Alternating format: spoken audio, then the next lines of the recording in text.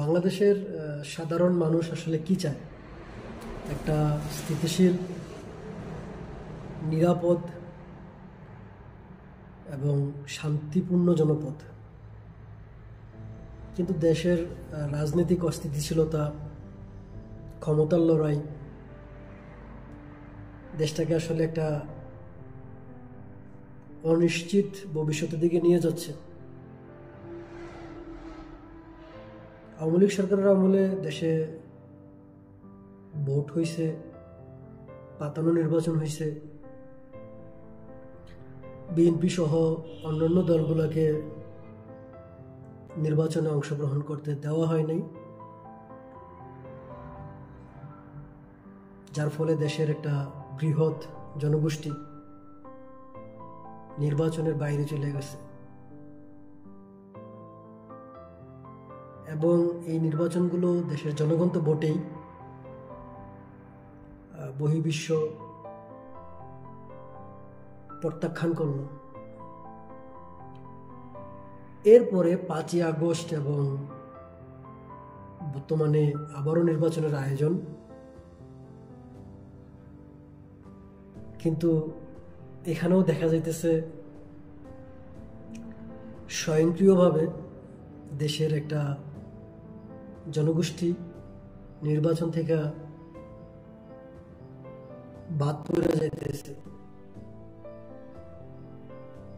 সেই ক্ষেত্রে নির্বাচন গ্রহণযোগ্যতা কতটুকু থাকবে এটা সন্দিহান। নির্বাচন কমিশনের আইন অনুযায়ী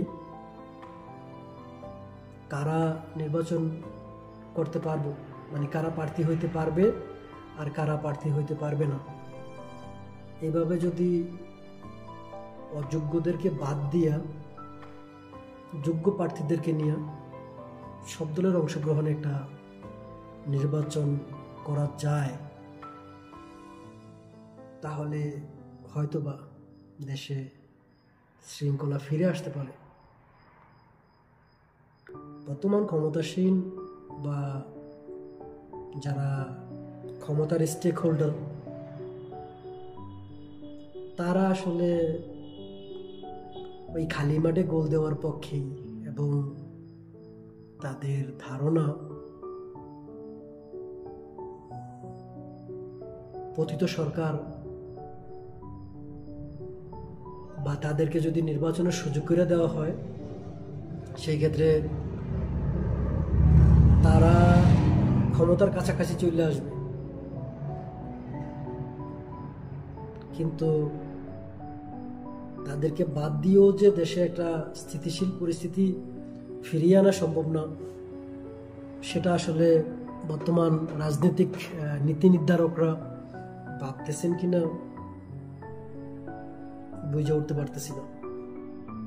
তবে আমাদের একটা জিনিস মনে রাখতে হইব, যে একটা স্থিতিশীল এবং ভালো রাজনৈতিক চর্চা ছাড়া একটা নিরাপদ অঞ্চল গড়ে উঠতে পারবে না।